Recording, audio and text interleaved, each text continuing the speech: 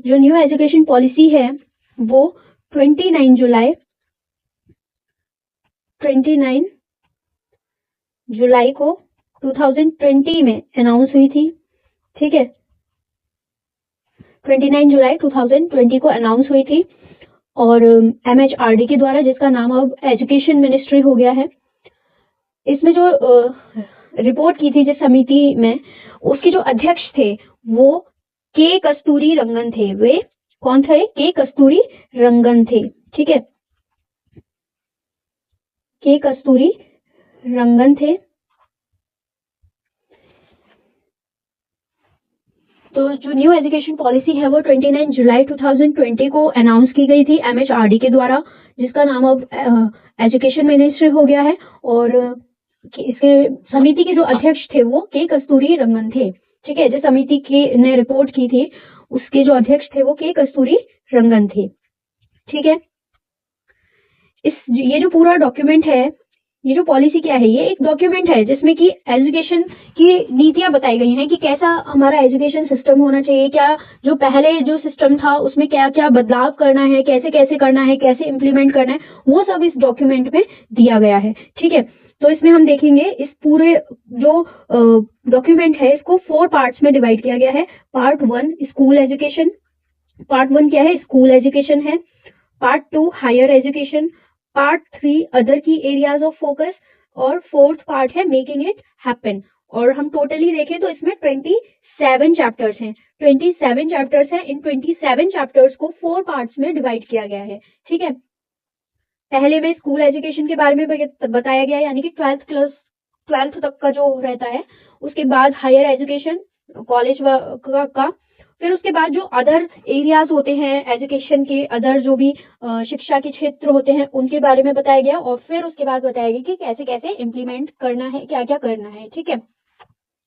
तो हमारा जो रीट एग्जाम और जो भी सीटेट वगैरह जो स्कूल लेवल के जो भी टीचिंग एग्जाम्स हैं उनके लिए जो फर्स्ट पार्ट है वो इम्पोर्टेंट है। ठीक है, और जो लेक्चरर और प्रोफेसर्स वगैरह हैं उनके लिए सेकंड पार्ट इम्पोर्टेंट होगा हायर एजुकेशन का। ठीक है, तो रीट एग्जाम में फर्स्ट पार्ट में, रीट एग्जाम में भी फर्स्ट पार्ट के कौन कौन से चैप्टर आ रहे हैं? एक तो first early childhood care and education, ठीक है, जो कि फाउंडेशन है लर्निंग का। सेकेंड है foundational literacy and numeracy. Third chapter जो आ रहा है रीट में वो है curriculum and pedagogy in schools. Fourth है टीचर्स। सिक्स है इक्विटेबल एंड इंक्लूसिव एजुकेशन। और सिक्स है standard setting and accreditation for school education. तो 6 चैप्टर्स आ रहे हैं रीट एग्जाम में। Early childhood care and education, foundational literacy, curriculum and pedagogy, teachers, equitable and inclusive education, और standard setting and accreditation for school education. ठीक है, तो हम इन 6 chapters में जो जो सेक्शंस दिए गए हैं या हम कहें पैराग्राफ्स दिए गए हैं उनको हम अच्छे से समझेंगे। ठीक है,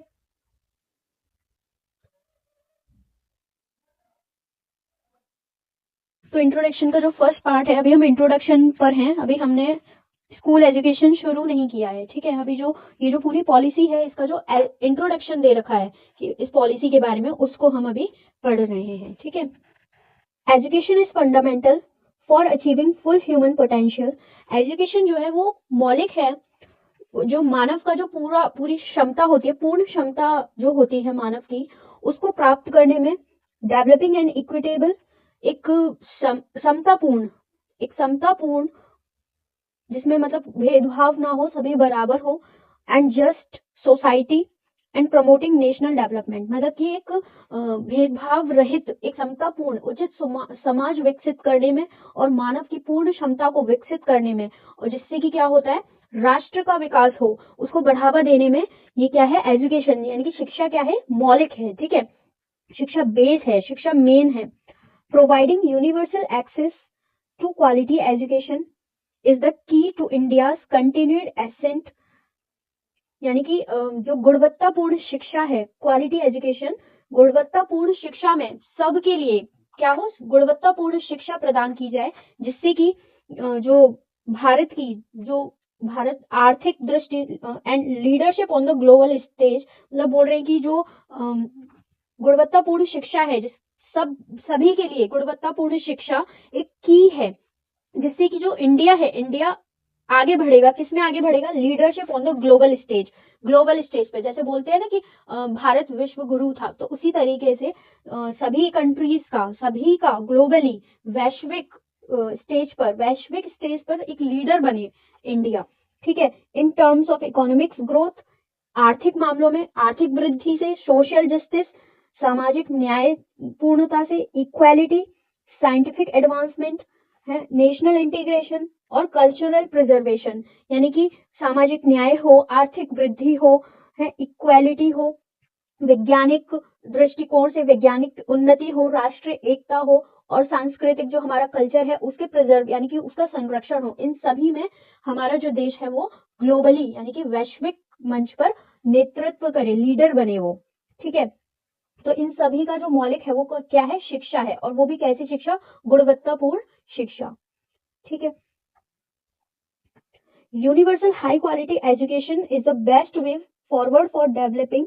and maximizing our country's rich talents and resources for the good of the individual, society, the country and the world। बोल रहे कि जो सार्वभौमिक उच्च गुणवत्ता की जो शिक्षा है, यानी कि एक अच्छी क्वालिटी की जो शिक्षा है जो कि सभी ले पाए, ठीक है, सभी तक पहुंचे एक अच्छी क्वालिटी की शिक्षा, यही एक सबसे अच्छा तरीका है जो कि हमारे देश को आगे ले जाने में, हमारे देश को जो भी रिच टैलेंट्स हैं उनको आगे लाने में, उनको बढ़ाने में, और जितने भी ऐसे रिसोर्सेज हैं, ऐसे जितने भी साधन हैं जो कि किसी मतलब हमारे भारत की किसी व्यक्ति की या समाज की या देश की या फिर पूरे विश्व स्तर को बढ़ाने में लाभदायक है, उन सब के लिए क्या है? शिक्षा, एक अच्छी सार्वभौमिक शिक्षा क्या है? सबसे अच्छा रास्ता है, सबसे अच्छा तरीका है। ठीक है, इन सभी को बढ़ाने में। India will have the highest population of young people. India जो है उसमें इंडिया में यंग लोगों की सबसे ज्यादा पॉपुलेशन है इन the world over the next decade. बोल रहे कि इंडिया पे होगी, आगे आने वाले जो 10 साल हैं उनमें इंडिया में इंडिया में पूरे विश्व की तुलना में इंडिया में यंग लोगों की जो संख्या है, जो पॉपुलेशन है, वो सबसे ज्यादा होगी आने वाले 10 सालों में, world over the next decade. And our ability to provide, और जो हमारी योग्यता है प्रदान करने की, क्या प्रदान करने की? हाई क्वालिटी एजुकेशनल अपॉर्चुनिटीज, यानी कि उच्च गुणवत्तापूर्ण शिक्षा के जो अवसर हैं उनको प्रदान करने की जो योग्यता है टू देम, उन यंग माइंड्स को, यंग पीपल को, विल डिटरमाइन, यही निर्धारित करेगी कि जो हमारा देश का जो फ्यूचर होगा वो कैसा होगा या क्या होगा। यानी कि जो हम लोग यंग लोगों को यानी कि सरकार एक तरीके से जो हाई क्वालिटी एजुकेशन देगी और हाई क्वालिटी एजुकेशन के अवसर देगी यंग लोगों को, यही चीज क्या करेगी? निर्धारित करेगी कि हमारे देश का फ्यूचर क्या होगा। ठीक है,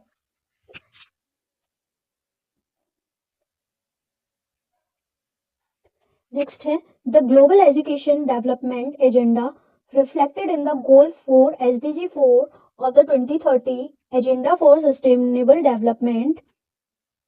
adopted by India in 2015। एक 2015 में इंडिया के द्वारा एक SDG यानी कि सस्टेनेबल डेवलपमेंट गोल, एक एजेंडा था सस्टेनेबल डेवलपमेंट का, उसमें SDG 4 यानी कि सस्टेनेबल डेवलपमेंट गोल 4 में एक वैश्विक शिक्षा के विकास के लिए एक एजेंडा बनाया गया था कि हमें 2030 तक क्या करना है? Ensure inclusive and equitable quality education, की जो ये सुनिश्चित करना है कि समावेशी और समान गुणवत्ता वाली, जिसमें सब बराबर हो, ठीक है, एक क्वालिटी एजुकेशन हो, इसको सुनिश्चित करना है सभी के लिए and promote life long learning opportunities for all by 2030, यानी कि आजीवन सीखने के लिए अवसरों को बढ़ावा देना है कि 2030 तक क्या करना है कि समावेशी और समान गुणवत्ता वाली जो शिक्षा है उसको सुनिश्चित करना है और सभी के लिए आजीवन सीखने के अवसरों को बढ़ावा देना है। ये चीज 2030 तक करनी है। ठीक है, ये एक लक्ष्य तय किया था।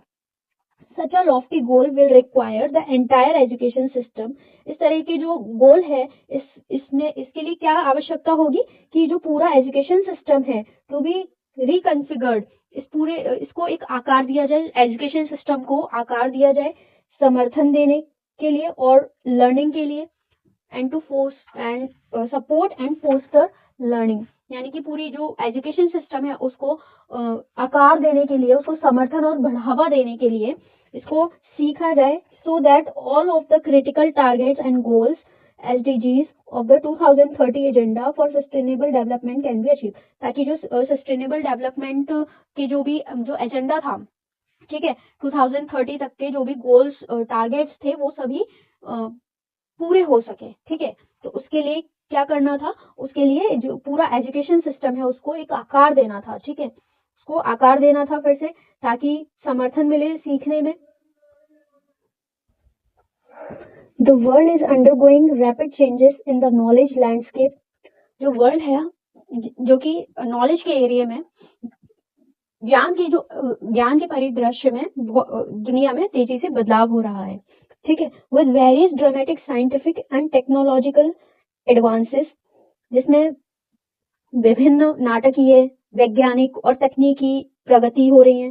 सच as the rise of the big data, जैसे बिग डेटा का बढ़ना, बड़े बड़े जो डेटा होते हैं, मशीन लर्निंग, मशीनों को तकनीकीकरण हो रहा है, तकनीकी को सीखा जा रहा है, and artificial intelligence, many unskilled jobs, बहुत सारी अनस्किल्ड जॉब्स हैं दुनिया भर में जिनको मशीनों के द्वारा पूरा किया जा रहा है, वर्ल्ड वाइड में be taken over by machines, while the need for a skilled workforce particularly involving mathematics, और बहुत सारे स्किल्ड मतलब कुशल कार्यबल की या श्रम की आवश्यकता है, जिस खास तौर पे mathematics, computer science, data science और in conjunction with multi disciplinary abilities across the science, social science and humanities will be increasing in greater demand, यानी कि इनके साथ ही बहुत सारे बहु विषयों में योग्यता के लिए, जिसमें साइंस, सोशल साइंस और ह्यूमैनिटीज, ये सारे जो एरियाज हैं, इनमें आगे चल के क्या आएगी, बहुत ज्यादा डिमांड्स आएंगी। With climate change increasing pollution, climate change के साथ पोल्यूशन जो बढ़ रहा है, and depleting natural resources, natural जो रिसोर्सेज हैं, प्राकृतिक जो संसाधन है वो घट रहे हैं, तो यहाँ पे क्या होगा, एक शिफ्ट होगा, एक बड़ा बदलाव होगा, there will be a sizeable shift, एक बड़ा बदलाव होगा in how we meet the world energy, कि कैसे हम दुनिया की जो ऊर्जा है, वर्ल्ड की जो एनर्जी है, पानी है, फूड है, खाना है, एंड सैनिटेशन है, इसकी कैसे हम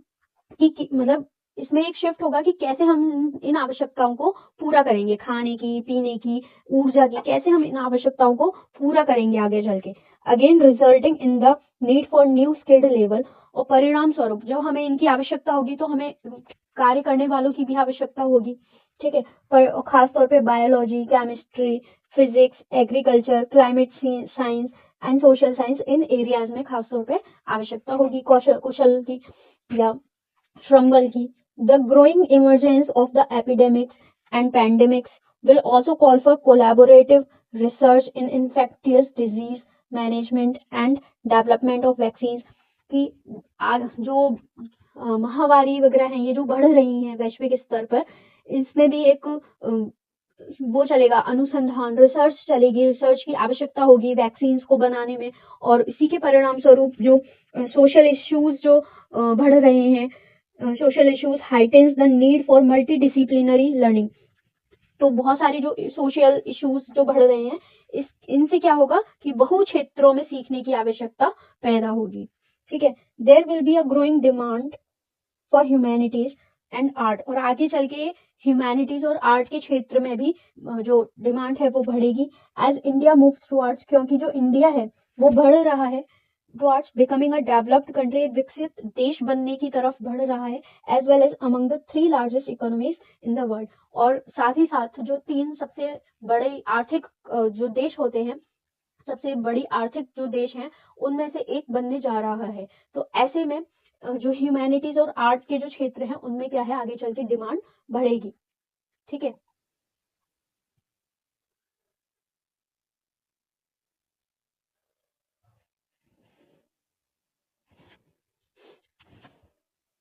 Indeed, with the quickly changing employment landscape and global ecosystem, जो तेजी से बढ़ता हुआ जो रोजगार है, रोजगार का जो एरिया है और वैश्विक स्तर पर भी जो इन्वायरमेंट में, इकोसिस्टम में जो बदलाव आ रहा है, it is becoming increasingly critical that children not only learn but more importantly learn how to learn। मतलब कि जैसे बढ़ते हुए एम्प्लॉयमेंट है, ग्लोबली जो इकोसिस्टम है, इनमें जो लगातार बदलाव हो रहे हैं, तो इन सभी के चलते ये चीज एक क्रिटिकल सिचुएशन बन गई है, जो कि ये सुनिश्चित कर रही है कि बच्चे सिर्फ सीखे ना, बल्कि ये भी महत्वपूर्ण है कि बच्चे ये जाने कि सीखा कैसे जाता है। ठीक है, एजुकेशन दस must move towards less content. जो शिक्षा है उसको कम सामग्री की ओर बढ़ना है, मतलब कि कम सामग्री हो, and more towards learning about how to think critically, और सीखने की ओर ज्यादा जाना है। जो सामग्री हो वो कम हो, लेकिन सीखने की ओर ज्यादा जाना है कि गंभीर रूप से बच्चा सोचे एंड सॉल्व प्रॉब्लम्स को सॉल्व करे। How to be creative and multidisciplinary, बहु क्षेत्रों में क्रिएटिव हो, एंड हाउ टू इनोवेट, और कैसे इनोवेट हो, कैसे रचनात्मक नए और बदलते क्षेत्रों में काम करे, एडेप्ट अपनाए, एंड एब्जॉर्व करे न्यू मटेरियल, नए मटेरियल को, in novel and changing fields, एक अच्छे या बदलते हुए माहौल में। Pedagogy must evolve to make education more experiential. जो पेडागोजी है, जो मतलब शिक्षा शास्त्र है, उसको और ज्यादा विकास करना होगा, जिससे कि जो एजुकेशन है, जो शिक्षा है, वो और ज्यादा क्या हो, अनुभवात्मक बने, या एक्सपेरिमेंटल, मतलब कि प्रैक्टिकल बने, होलिस्टिक हो, इंटीग्रेटेड, एकीकृत हो, इंक्वायरी ड्रिवन हो, मतलब पूछताछ हो, डिस्कवरी ओरिएंटेड हो, खोज के लायक हो, लर्नर सेंटर्ड हो,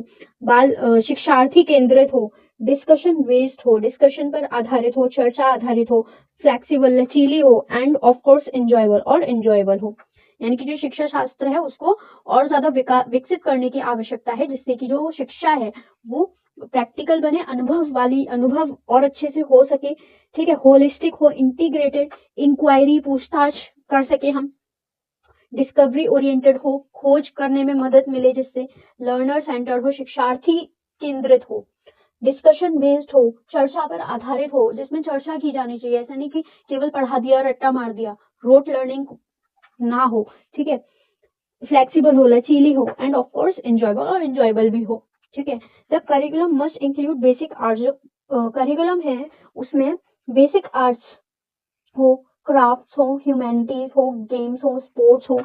and fitness, language, literature, culture and values, in addition to science के साथ mathematics, to develop all aspects and capabilities of learner, जिससे कि जो लर्नर है, जो शिक्षार्थी है, जो बच्चा है, वो उसके सब तरीके से वो डेवलप हो सके। ठीक है, हर तरह के पहलू उसमें डेवलप हो सके, and make education more well rounded, और जो शिक्षा है वो और ज्यादा वेल राउंडेड, मतलब सब तरीके के उसमें आ जाए। And make education more well rounded, मतलब जो शिक्षा है वो ऑल राउंडेड बने, यूजफुल हो, उपयोगी हो, and fulfilling to the learner, और सीखने वाले को फुलफिल, पूरी तरीके से, मतलब संतुष्टदायक हो। एजुकेशन मस्ट बिल्ड कैरेक्टर, जो शिक्षा हो वो कैरेक्टर बिल्ड करे, enable learners to be ethical, नैतिक बनाए। ठीक है, रेशनल, तार्किक, कंपैशनेट बनाए, दयालु, केयरिंग, देखभाल करने वाला, while at the same time prepare them for gainful fulfilling employment, और उसी समय पे उन्हें जो एम्प्लॉयमेंट हो, रोजगार, इन सब के लिए भी वो तैयार करे, ऐसी शिक्षा होनी चाहिए। ठीक है, क्या बोल रहे हैं कि जो शिक्षा है वो कैसी होनी चाहिए, वो कैरेक्टर को बिल्ड करे, सब तरीके से, फिटनेस वगैरह, ऑल राउंड, स्पोर्ट्स, गेम, सब तरीके से वो बच्चा सीखे, अपने शरीर को मेंटली, फिजिकली सब तरीके से फिट हो, कैरेक्टर भी बिल्ड हो उसका। ठीक है, नैतिकता उसके अंदर हो, सामाजिक, एथिकल बने वो, तार्किक भी हो, क्या सही है क्या गलत है, दयालु हो। ठीक है, जो इमोशंस भी उसके अंदर हो, और उसी टाइम पे वो अपने करियर, अपनी एम्प्लॉयमेंट के लिए भी वो तैयार हो, ऐसी शिक्षा हो। The gap between the current state of learning outcomes and what is required must be bridged through undertaking major reforms that bring the highest quality, equity, and integrity into the system. बोल रहे कि जो आज की वर्तमान जो स्थिति है, सीखने में जो भी परिणाम निकल के आ रहे हैं आज की स्थिति में, और क्या चीज होनी चाहिए, इसके बीच में जो अंतर है ना, जो कमियां हैं, उसको कुछ सुधारों के द्वारा उसको हटा देनी चाहिए, जिससे कि जो उसके जो सिस्टम है, एजुकेशन सिस्टम, उसमें हाईएस्ट क्वालिटी, इक्विटी, इंटीग्रिटी का समावेश हो, और अर्ली चाइल्डहुड केयर और एजुकेशन से लेकर हायर एजुकेशन तक इस चीज में ये जो क्वालिटीज हैं, हाई क्वालिटी, इक्विटी, ये सारी चीजें आए। तो इनको जो भी कमियां हैं जिससे ये चीजें नहीं आ रही हैं, उनको दूर करने के लिए कुछ हमें उपाय, कुछ चीजें करनी चाहिए। The aim must be for India to have an education system by 2040. लक्ष्य यह होना चाहिए कि जो भारत में 2040 तक ऐसी शिक्षा प्रणाली हो that is second to none, जो किसी से पीछे ना हो,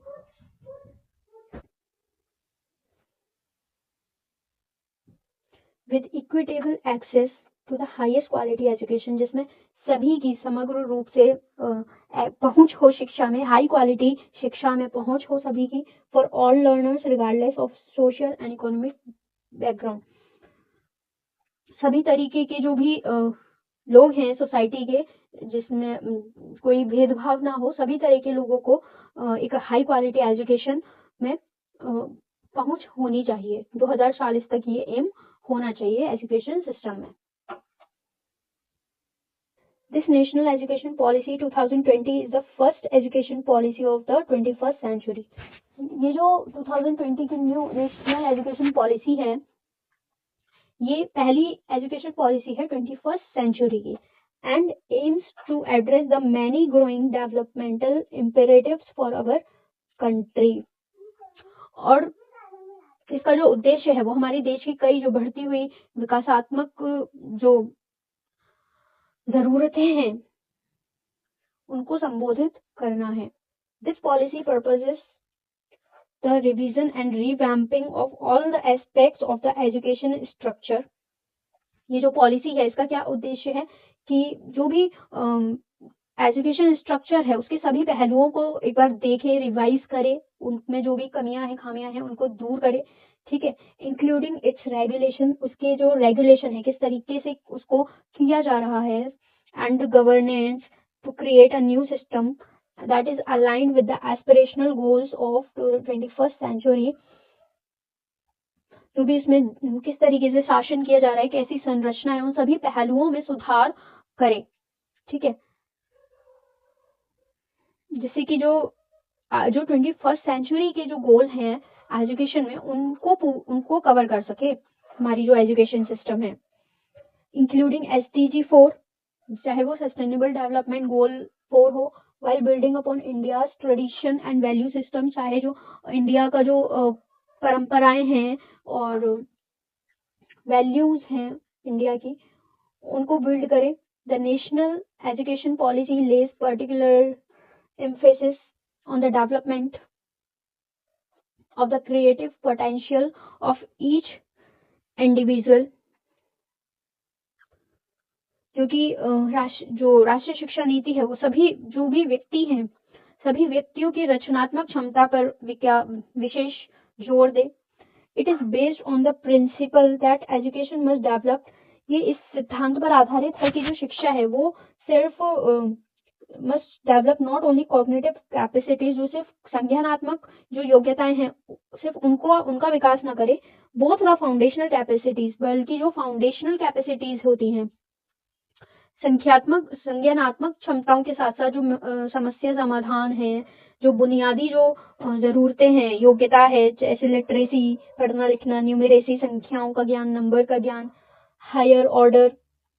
कॉग्निटिव कैपेसिटी, संज्ञानात्मक जो योग्यताएं हैं, सच एज क्रिटिकल थिंकिंग, तार्किक सोच क्षमता,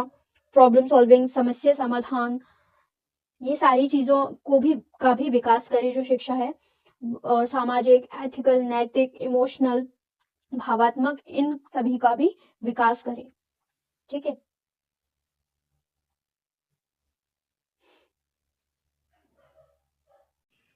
the rich heritage of ancient and eternal Indian knowledge, जो हमारे भारत के ज्ञान का, जो शाश्वत ज्ञान था प्राचीन समय में, जो भी विरासत थी, एंड थॉट, और जो विचार था भारत का, या भारतीय विचार, भारतीय ज्ञान, भारतीय विरासत जो थी, has been a guiding light for this policy, इस शिक्षा नीति के लिए एक मार्गदर्शक की तरह काम किया है इसने। द परस्यूट ऑफ नॉलेज, ज्ञान, नॉलेज की प्राप्ति या उसको जानने, उसको प्राप्त करना, विजडम, प्रज्ञा एंड ट्रुथ, और सत्य को जानना ही was always considered in Indian thought and philosophy। ज्ञान, विजडम और ट्रुथ को जानना ही हमारे भारतीय विचारों में और दर्शन में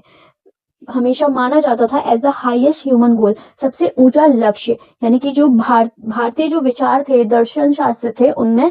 मानव का सबसे ऊंचा जो उद्देश्य माना जाता था वो ज्ञान प्राप्ति और क्या कहते हैं, सत्य और विजडम, इसको प्राप्त करना ही सबसे ऊंचा लक्ष्य माना जाता था।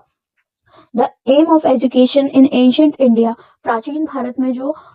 एजुकेशन, शिक्षा का जो उद्देश्य था, was not just the acquisition of knowledge, वो सिर्फ ज्ञान प्राप्ति नहीं था, as preparation for life in this world, कि इस जीवन में जो भी हमें कार्य करने हैं उसके प्रति तैयार होने के लिए ज्ञान प्राप्त करना है, और लाइफ बियॉन्ड स्कूलिंग, या स्कूल के आगे जो भी जीवन है उसके लिए ज्ञान चाहिए। But for the complete realisation, but पूर्ण तरीके से रियलाइजेशन, पूर्ण जागरूकता, एंड लिबरेशन, और पूर्ण मुक्ति, स्वमुक्ति, पूर्ण रूप से स्वतंत्रता, स्वयं की पूर्ण प्राप्ति और स्वतंत्रता या मुक्ति, ये पाना लक्ष्य होता था शिक्षा का। World class institutions of ancient India, जो विश्व स्तर के जो इंस्टीट्यूशन थे हमारे प्राचीन भारत के, सच एज, जैसे कि Takshashila, Nalanda, Vikramshila, Vallabhi, set the highest standards of multidisciplinary teaching. इन्होंने विश्व स्तर पर जो बहुत बहु विषयों में, बहुत विभिन्न तरह तरह के विषयों में एक बहुत ही ऊंचा मापदंड सेट किया है, एंड रिसर्च और शोध में, and hosted scholars and students from across backgrounds and countries, और पूरे मतलब विश्व भर में कंट्रीज, बहुत सारी कंट्रीज में, विश्व भर में बहुत सारे स्टूडेंट्स के लिए मार्गदर्शक रहा है। The Indian education system produced, Bharat का जो एजुकेशन सिस्टम था उन्होंने पैदा किए हैं ग्रेट स्कॉलर्स, बहुत ही महान विद्वानों को पैदा किया है, सच एज चरक, जैसे कि Charak, Sushruta, Aryabhatta, Varahamihira, Bhaskaracharya, Brahmagupta, Chanakya, Chakrapani Datta, Madhava, Panini, Patanjali, Nagarjuna, Gautama, Pingala, Shankaradeva, Maitreyi, Gargi and Thiruvalluvar, among numerous others. और भी इनमें बहुत सारे विद्वान ऐसे हैं who made seminal contribution, जिन्होंने बहुत ही महान कंट्रीब्यूशन दिया है टू वर्ल्ड नॉलेज, विश्व के ज्ञान में, इन डाइवर्स फील्ड, विभिन्न अलग अलग तरीके की फील्ड में, सच एज मैथमेटिक्स, जैसे कि मैथमेटिक्स हो गया, एस्ट्रोनॉमी हो गया, मेटलर्जी हो गया, मेटलर्जी मतलब धातु विज्ञान हो गया, चिकित्सा विज्ञान हो गया,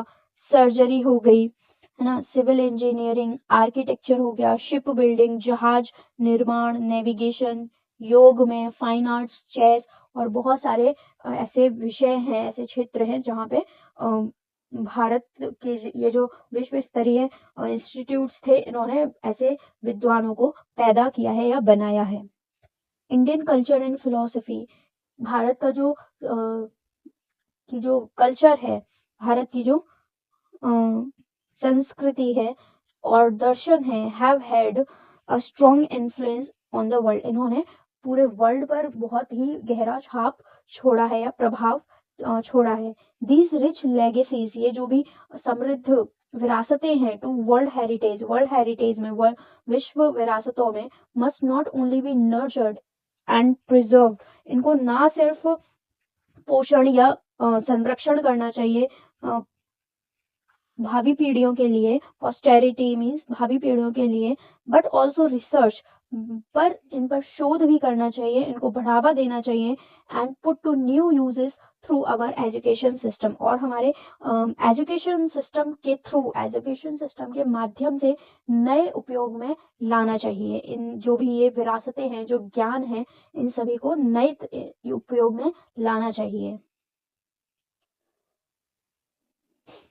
The teacher must be at the center of the fundamental reforms in the education system. जो भी एजुकेशन सिस्टम में बदलाव करने हैं, उन सभी का केंद्र कौन होना चाहिए? शिक्षक होना चाहिए। The new education policy must help re-establish teachers. जो नई शिक्षा नीति है, उसे टीचर्स की जो पुनः स्थापना है, मतलब पहले जैसे प्राचीन समय में शिक्षकों का जो दर्जा हुआ करता था, जो महत्व हुआ करता था, उसको पुनः स्थापित करने में मदद करेगी ये नई education policy. At all level, सभी स्तरों पे, as a most respected and essential, सबसे ज्यादा सम्माननीय और सबसे ज्यादा प्रमुख, मुख्य मेंबर ऑफ अवर सोसाइटी का, हमारे समाज का, बिकॉज क्योंकि they truly shape our next generation of citizen. यही वास्तविक रूप में जो टीचर्स होते हैं वो क्या करते हैं, जो भी हमारी पीढ़ी है आने वाली, उनके नागरिकों को आकार देते हैं, उनको बनाते हैं। तो उनको समाज में सबसे ज्यादा सम्माननीय और प्रमुख व्यक्ति का दर्जा मिलना चाहिए। इसको स्थापित करने में नई एजुकेशन पॉलिसी हेल्प करेगी। It must do everything to empower teachers and help them to do their job as effectively as possible. इससे शिक्षकों को सशक्त बनने में और अपने काम को और बेहतर प्रभावी ढंग से करने में मदद मिलेगी। The new education policy must help recruit the very best and brightest to enter the teaching profession. जो नई एजुकेशन पॉलिसी है, ये हेल्प करेगी सबसे बेहतर और ब्राइट शिक्षकों को एंटर करने में, जो शिक्षक का प्रोफेशन है, इसमें एंटर करने में सबसे बेहतर जो योग्य जो शिक्षक होंगे उनकी भर्ती करने में मदद करेगी।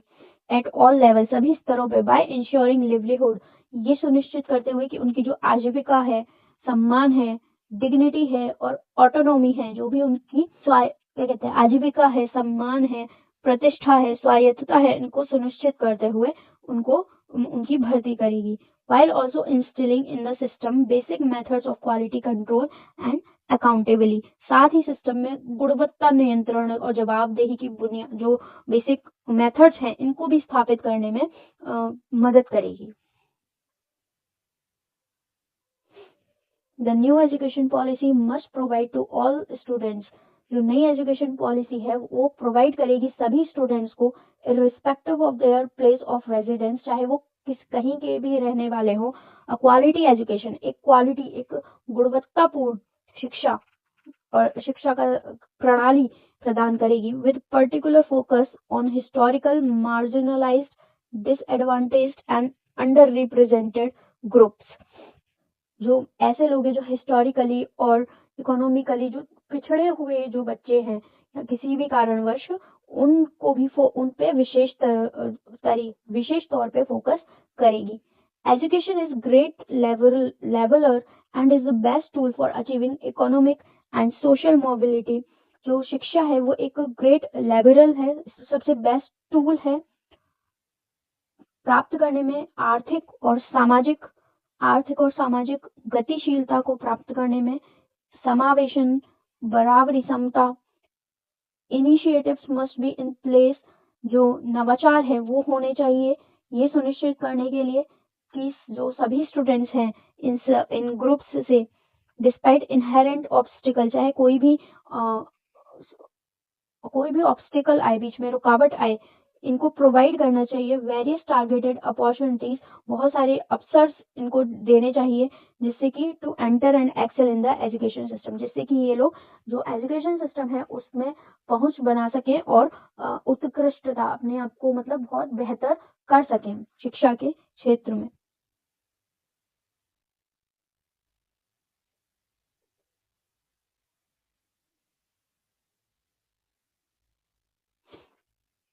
These elements must be incorporated, taking into account the local and global needs of the country.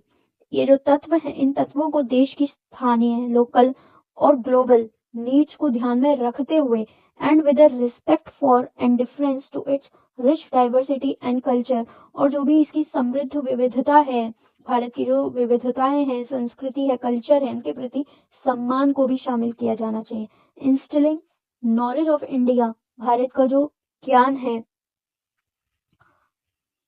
And it's varied social culture, और जो सामाजिक, सांस्कृतिक और तकनीकी जो आवश्यकताएं हैं, इट्स इनमिटेबल आर्टिस्टिक, जो इसकी यूनिक कलात्मक लैंग्वेज, भाषाई और ज्ञान की परंपराएं हैं, and it's strong ethics in Indians young people, और इसकी मजबूती जो नैतिकता, इन सभी को भारत के India young people is considered, young Bharat के बच्चों में, युवाओं में पैदा करना चाहिए, जिससे कि क्या हो, critical for purposes of national pride, self confidence, self knowledge, cooperation and integration, ताकि जो Bharat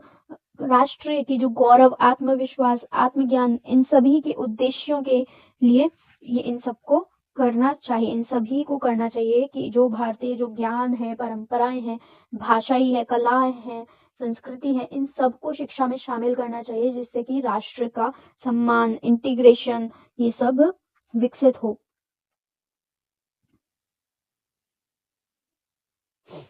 Previous policies. The implementation of previous policies on education has focused largely on issues of access and equity. जो पहले की जो भी policy रही है शिक्षा की, उन्होंने मेनली किस चीज पर फोकस किया है कि जो शिक्षा की जो शिक्षा है वो सभी बच्चों तक पहुंचे और इक्विटी, समता आए। The unfinished agenda of the National Policy on Education 1986, जो 1986 की जो एजुकेशन पॉलिसी थी, उनके जो आधे अधूरा एजेंडा था, मॉडिफाइड, जिसको मॉडिफाइड किया 1992 में, is appropriately dealt with in this policy, जिसको इस पॉलिसी में सही तरीके से डील किया गया है। A major development since the last policy of 1986 and 92 has been the right of children to free and Compulsory Education Act 2009, which laid down legal underpinnings for achieving universal elementary education. तो जो major जो विकास था, development था, जो last policies थी उनमें, वो क्या था, right of children to free and compulsory education act 2009 की सभी बच्चों का मुफ्त में, फ्री में राइट टू एजुकेशन हो, मतलब सभी बच्चों का ये अधिकार हो कि वो शिक्षा को प्राप्त करे, जिसने इसी एक्ट ने जो सबसे मेजर रोल निभाया है प्रीवियस पॉलिसीज में, और प्रारंभिक शिक्षा प्राप्त करने में जो कानूनी जो आधार तैयार किया है।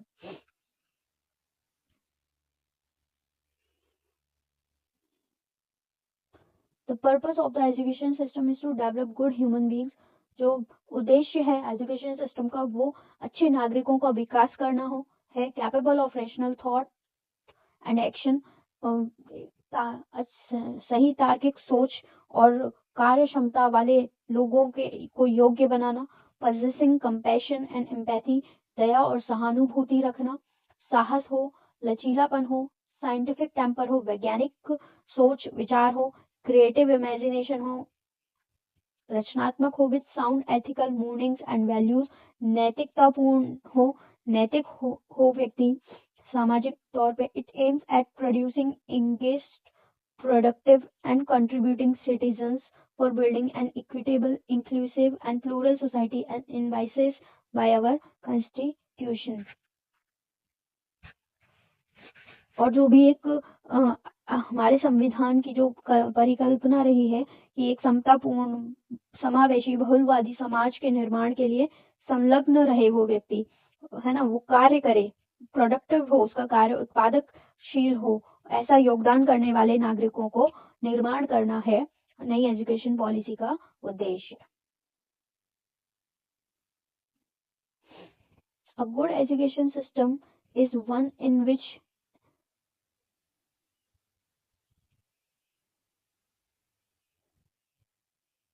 a good education institution is one in which every student feels welcome and cared for. एक अच्छा जो शिक्षा संस्थान है वह है जिसमें प्रत्येक छात्र का स्वागत हो, उसकी देखभाल की जाती हो, केयर की जाती हो, where a safe and stimulating learning environment exist, जहाँ एक सुरक्षित और सीखने के लिए प्रेरणादायक माहौल हो, where a wide range of learning experiences are offered, जहाँ पे बहुत तरह तरह के विषयों पे विस्तृत, है ना, लार्ज एक्सपीरियंसेस पे, अनुभवों पर सीखने दिया जाता हो, and where good physical infrastructure and appropriate resources conducive to learning are available to all students, जहाँ पे सीखने के लिए अनुकूल भौतिक बुनियादी ढांचे और उपयुक्त संसाधन सभी के लिए उपलब्ध हो, एक अच्छा इंफ्रास्ट्रक्चर हो, सही बिल्डिंग हो, सब तरह के इक्विपमेंट्स हो, बच्चों के हिसाब से वहाँ पे जो भी चीजें चाहिए वो सब वहाँ पे हो। Attaining this qualities must be the goal of every educational institution, और इन क्वालिटीज को प्राप्त करना सभी एजुकेशनल इंस्टीट्यूट का गोल होना चाहिए। However at the same time, हालांकि उसी साथ ही there must also be seamless integration, संस्थानों और शिक्षा के सभी चरणों में निर्बाध एकीकरण and coordination across institution and across all stages of education, सभी संस्थानों और शिक्षा के सभी चरणों में एकीकरण और समन्वय भी होना चाहिए। The fundamental principles that will guide both the education system at large as well as the individual institutions within it are, जो फंडामेंटल जो सिद्धांत है, जो प्रिंसिपल्स हैं, जो कि शिक्षा प्रणाली के साथ साथ एक व्यक्तिगत जो संस्थान होते हैं, प्राइवेट जो संस्थान होते हैं, उनको भी गाइड करेंगी, वो अब दिए गए हैं नीचे।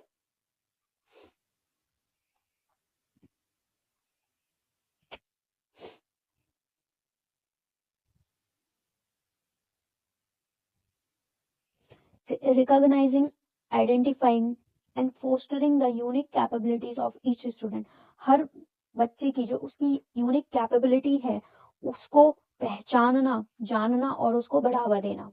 Bye sensitising teachers as well as parents और टीचर्स दोनों को संवेदनशील बना करके, to promote each students holistic development in both academic and non academic spheres, by parents और टीचर दोनों को संवेदनशील बनाते हुए हर बच्चे का विकास करना है, उसको प्रमोट करना है, आगे बढ़ाना है, सभी पहलुओं से, हर तरह से, फिजिकल, मेंटल, कॉग्निटिव, हर तरीके से उसका विकास करना है, चाहे वो शैक्षणिक हो, चाहे गैर शैक्षणिक गतिविधियां हो। According the highest priority to achieving foundational literacy and numeracy by all students by grade 3 तक सभी जो बच्चे हैं उनमें बेसिक जो लिटरेसी और न्यूमरेसी का जो नॉलेज होता है वो होना चाहिए। बेसिक जो पढ़ना लिखना और संख्याओं का जो ज्ञान होता है वो ग्रेड 3 तक बच्चों को आ जाना चाहिए। Flexibility, so that learners have the ability to choose their learning trajectories and programs and thereby choose their own paths in life according to their talents and interests. Flexibility होनी चाहिए, लचीलापन होना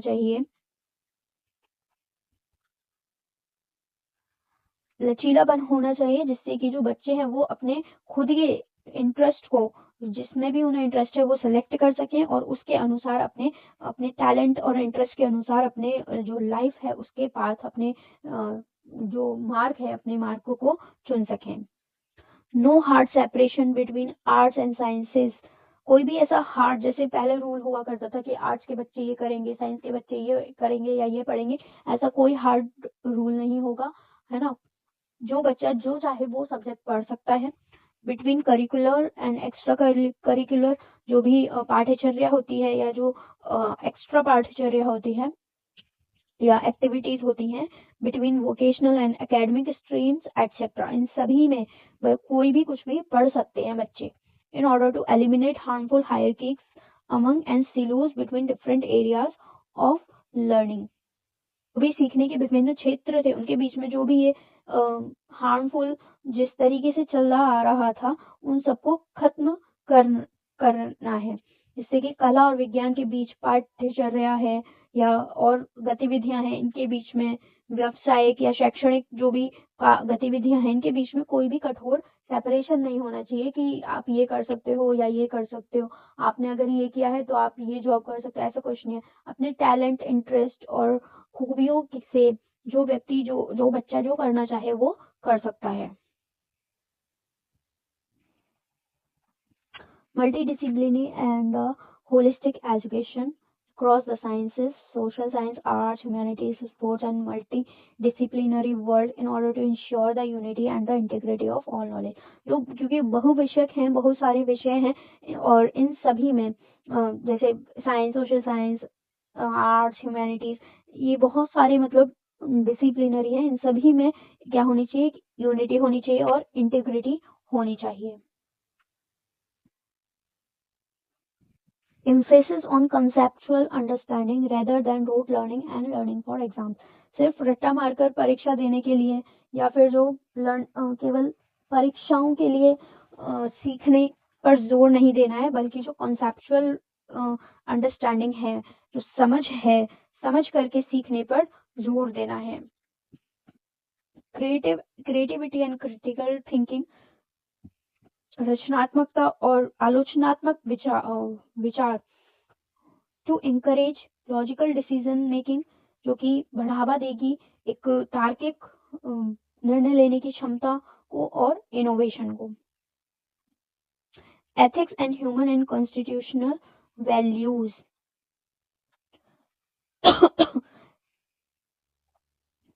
नैतिकता और जो मानवीय जो मूल्य होते हैं, संवैधानिक मूल्य हैं, जैसे एम्पैथी, सहानुभूति, रिस्पेक्ट फॉर अदर्स, दूसरों की सम्मान करना, स्वच्छता, कर्टसी, शिष्टाचार, डेमोक्रेटिक स्पिरिट, लोकतांत्रिक भावना, स्पिरिट ऑफ सर्विस, सेवा की भावना, रिस्पेक्ट फॉर पब्लिक प्रॉपर्टी, सार्वजनिक संपत्ति के प्रति सम्मान, साइंटिफिक टेम्पर, एक वैज्ञानिक स्वभाव, लिबर्टी, स्वतंत्रता, responsibility,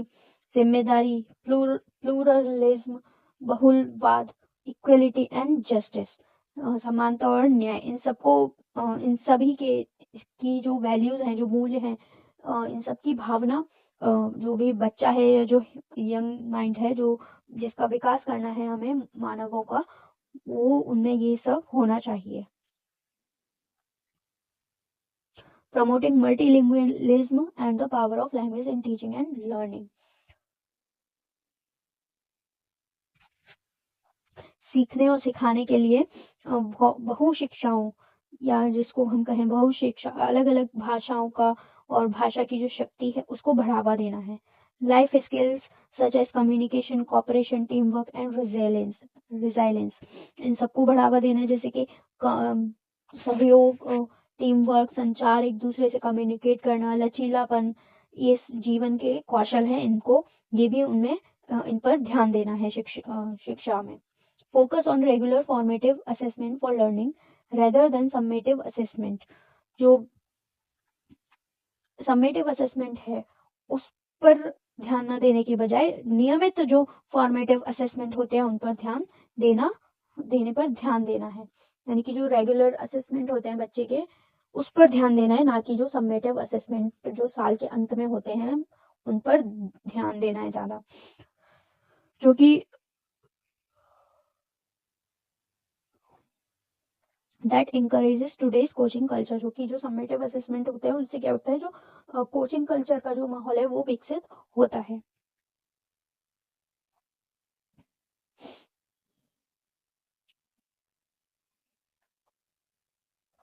extensive use of technology technique in teaching and learning,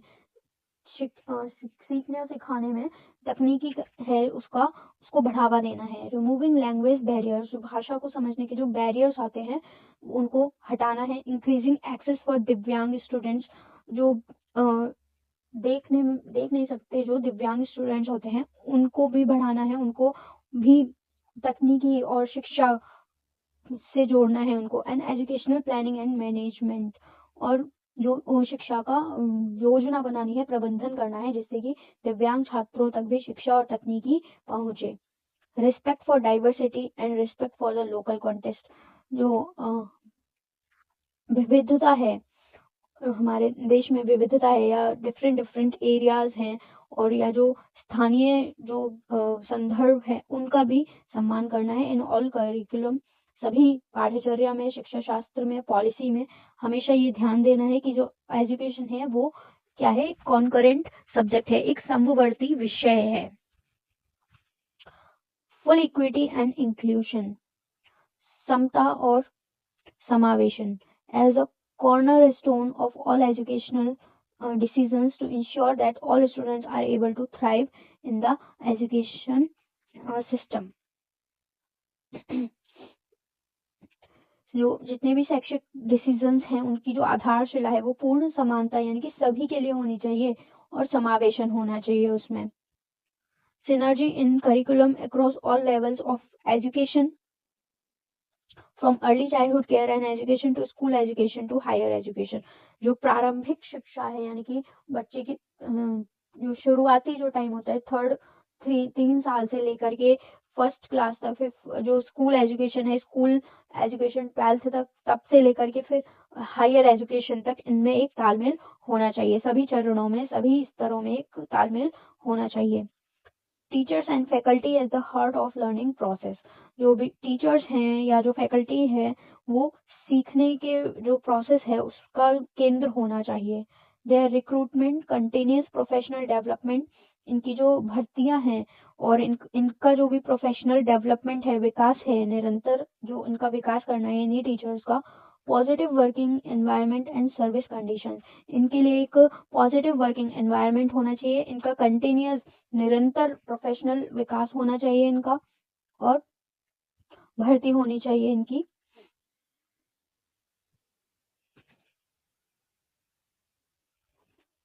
a light but tight regulatory framework to ensure integrity, एक हल्का मगर कठोर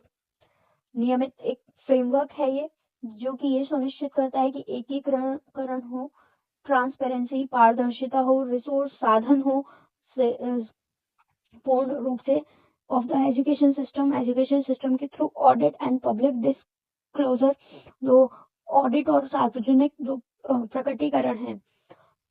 उसके माध्यम से, वाइल एनकरेजिंग इनोवेशन, नवाचार को बढ़ावा देने में, and out of the box, और मतलब खुल के विचारों को प्रोत्साहित करने में, स्वायत्तता और एक अच्छा शासन और सशक्तिकरण के माध्यम से नवाचार और जो भी खुले में जो विचार हैं उनको प्रोत्साहित करना है, सार्वजनिक तौर पर प्रकट करना है, और शैक्षिक प्रणाली की जो अखंडता है, पारदर्शिता है, और जो भी उनकी दक्षता है उसको सुनिश्चित करने के लिए ये एक हल्का और सख्त नियमित ढांचा है, फ्रेमवर्क है। ठीक है। आउटस्टैंडिंग रिसर्च, उत्कृष्ट अनुसंधान, as a cork site for outstanding education and development.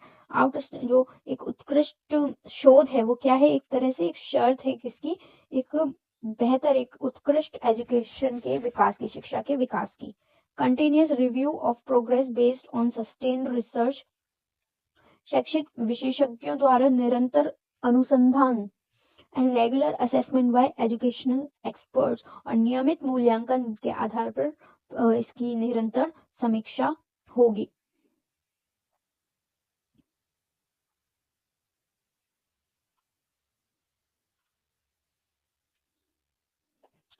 A rootedness and pride in India and its rich, diverse, ancient and modern culture and knowledge system and tradition। इसकी जो भारत की जो अपने जो रिच डाइवर्स है, समृद्ध जो विविधताएं हैं, प्राचीन और आधुनिक जो कल्चर है, संस्कृति है, और जो ज्ञान का जो सिस्टम, प्रणाली या जो परंपरा रही है, उसकी जो जड़ें हैं वो किसमें है, भारत में है। उसके प्रति क्या करना है, गर्व करना है। Education is a public service, जो शिक्षा है वो क्या है, एक सार्वजनिक सेवा है। एक्सेस टू क्वालिटी एजुकेशन, गुणवत्तापूर्ण शिक्षा तक पहुंच हो, must be considered a basic right of every child. ये मतलब एक गुणवत्तापूर्ण शिक्षा प्राप्त करना हर बच्चे का एक अधिकार है। Substantial investment in a strong vibrant public education system,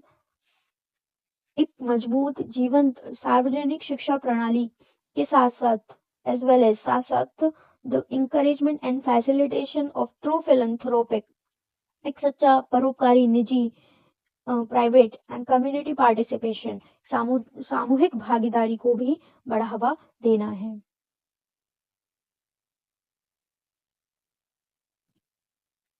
the vision of this policy, इस पॉलिसी का क्या परिकल्पना है इस पॉलिसी की।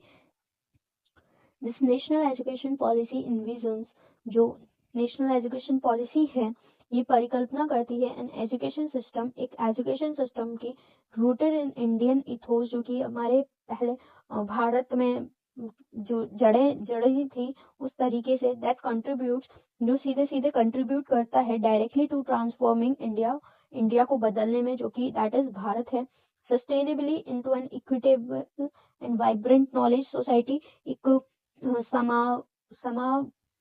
समतापूर्ण और जीवंत ज्ञान की सोसाइटी, बाय प्रोवाइड करते हुए हाई क्वालिटी एजुकेशन, उच्च गुणवत्ता वाली शिक्षा टू ऑल, सभी को, and thereby making India a global knowledge super power, और जिससे कि जो इंडिया है वो एक ग्लोबली, जो वैश्विक स्तर पर ज्ञान के मामले में सुपर पावर रखे, पावरफुल बने। The policy invoices that the curriculum and pedagogy, जो पॉलिसी है वो ये सोचती है, वो ये कल्पना करती है कि जो करिकुलम हो, जो पाठ्यचर्या हो, जो शिक्षा शास्त्र हो ऑफ अवर इंस्टीट्यूशन, हमारे इंस्टीट्यूशंस का, must develop among the students a deep sense of respect, एक सम्मान की गहरी भावना को विकास करे टुवर्ड्स द फंडामेंटल ड्यूटीज, हमारी जो मौलिक कर्तव्य हैं उनके प्रति, एंड कॉन्स्टिट्यूशनल वैल्यूज, और संवैधानिक जो मूल्य हैं उनके प्रति, बॉन्डिंग विद वंस कंट्री, अपनी जो कंट्री है उसके प्रति एक बॉन्ड बनाए, and conscious awareness of one's roles, और अपनी जो खुद का एक क्या रोल है, क्या कर्तव्य है उसके प्रति जागरूक हो, and responsibilities in a changing world, और इस बदलते हुए दुनिया में अपने कर्तव्यों को पूरा करे, उसको पहचाने। The vision of the policy is to instil among the learners, जो हम इस पॉलिसी का जो विजन है वो लर्नर्स में ये पैदा करे कि एक deep rooted pride in being Indian, कि वो खुद को एक गर्व महसूस करे कि हाँ वो एक इंडियन है, ये उसके मन में बैठा है। हमारी जो शिक्षा नीति है ये वाली, ये हर बच्चे में, हर व्यक्ति में ये बैठा है कि वो अपने आप को एक गर्व महसूस करे इंडियन होते हुए, नॉट ओनली इन थॉट, ना सिर्फ विचारों में, बट ऑल्सो इन स्पिरिट, बल्कि आत्मा में भी, इंटेलेक्ट बुद्धि में, एंड डीड्स और कर्मों में, as well as to develop knowledge, और ज्ञान का विकास करें, स्किल्स कौशल का, वैल्यूज मूल्यों का, डिस्पोजिशंस का, that support responsible commitment to human rights, जो कि सपोर्ट करते हैं एक जिम्मेदार नागरिक में, जिम्मेदार और जागरूक